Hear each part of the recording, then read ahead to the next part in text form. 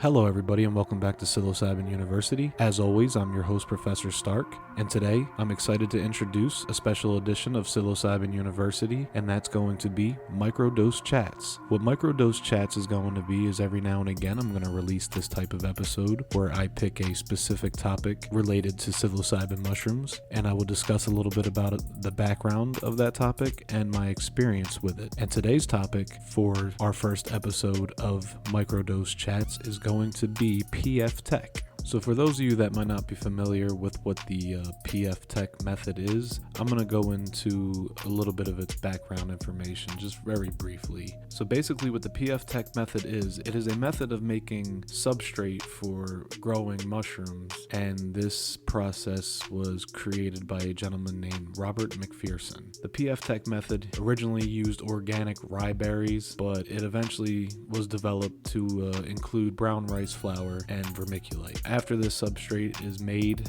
it is sterilized typically in half-pint wide-mouth canning jars, and you can sterilize the jars by either boiling or pressure cooking them. And also there is a top layer of dry vermiculite that acts as a filter agent to try to keep out any potential contaminants that might get in there.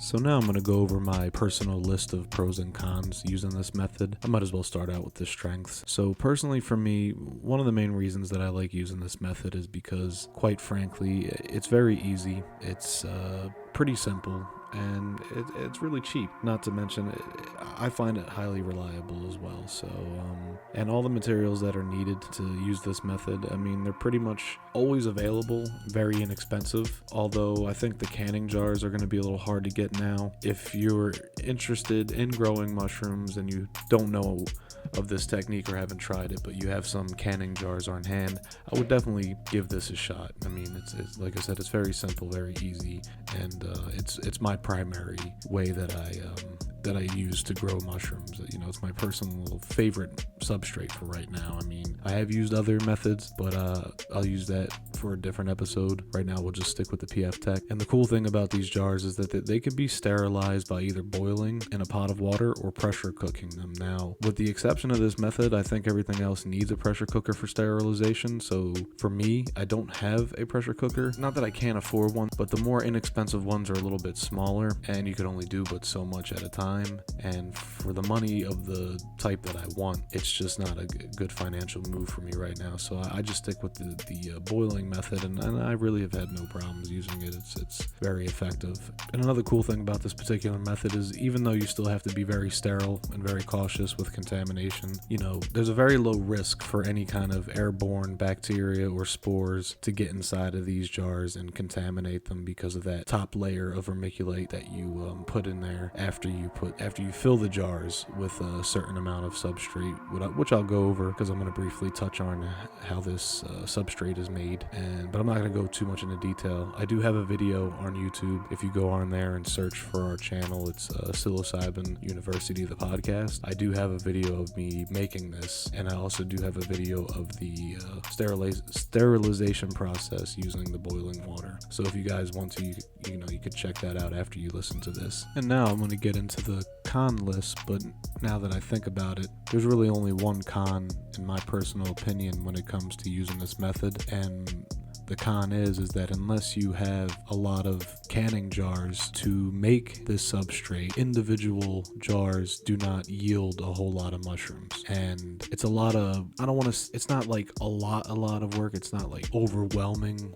work that it takes to make PF Tek, but for the time that you put into making it and sterilizing it, it might not meet certain people's needs as far as how many mushrooms they're looking to yield. But for me, I don't mind it so much because I have roughly around 50 half-pint jars that I use for this method, and they don't take too long to fully colonize. So when I decide to use this method, I could end up with a bunch of fully colonized jars that I could either fruit as cakes by themselves inside of some kind of a fruiting chamber, or sometimes what I'll do is, if I have a lot of colonized jars and I don't have enough space to fruit them as cakes, I then break down the cakes and then mix them with a bulk casing that I use for my mono tubs, which is another subject for a different episode of microdose chats. But yeah, I mean, that's really the only drawback if you're looking to really get a high yield out of, the PF Tek method with the half pint jars, unless you have a lot of half pint jars that you can get fully colonized without contamination and then fruiting them. The yields are going to be very low. Say if you have around a dozen or less jars, I mean, you're going to yield a decent amount, but depending on,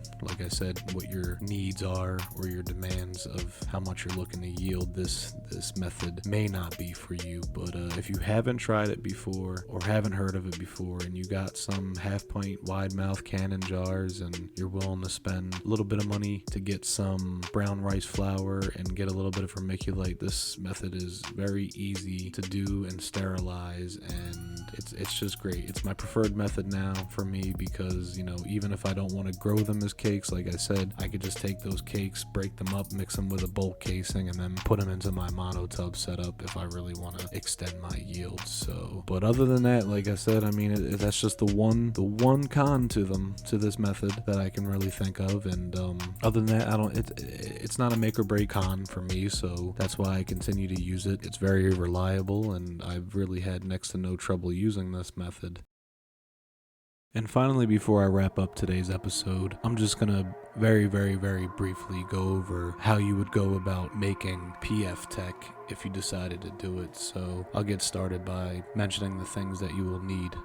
You'll need 3 things to make the PF Tek. The first thing I'm going to go over is vermiculite. In case you haven't heard of vermiculite, vermiculite is like it's like a porous substance that helps maintain moisture content, and it's also light enough to give enough space for mycelium to grow through it. If you're going to buy vermiculite to use for PF Tek, I would recommend that you get fine ground, but coarse vermiculite will work just as well. The second thing you will need is brown rice flour, but you may have heard of it referred to as BRF. The purpose for brown rice flour is that it acts as a very nutritious substrate that will provide all the nutrients that you'll need for the mushrooms that you're growing. And as I mentioned before, you'll also need mason jars, approximately the half pint ones, and these jars will be used to house the cake while the mycelium is growing and colonizing. Now, the formula for making PF Tek is a 2:1:1 ratio. So that's going to break down to 2 parts of vermiculite, 1 part rice flour, and 1 part water. Now, what you're going to do is first you're going to mix the water with the vermiculite and make sure that it's soaked it all up before you add in the brown rice flour. Then after that, you're going to want to add in the brown rice flour, and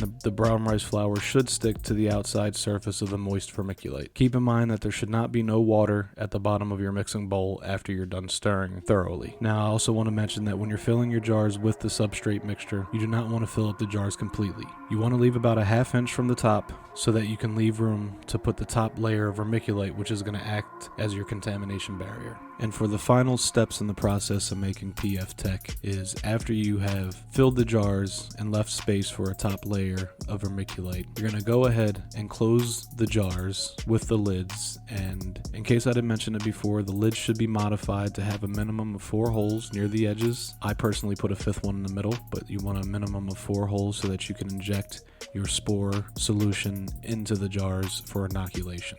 Before sterilizing the jars, you're going to want to use some kind of a masking tape, micropore tape, or quite simply Scotch tape if you have, to cover the holes in the lids to prevent any extra water getting into the jars and oversaturating the substrate mixture. Then finally, you're going to add aluminum foil over the jars as another means to protect from too much excess condensation or moisture from getting inside the jars and oversaturating the PF Tek. So that's it for today. I want to thank you guys for joining us today, and we should be coming out with another episode within the next week. I want to thank all our listeners. Bear in mind that if you guys want to get in contact with us, you could do it by email, psilocybin.university@gmail.com, if you want to contact us about anything with questions or suggestions for future episodes. Also, you can follow us on Twitter. It's @psilocybinu. You can follow us there and also contact us through that. Once again, this is Professor Stark. I want to thank you guys for joining me today. Have a great day, guys. Peace.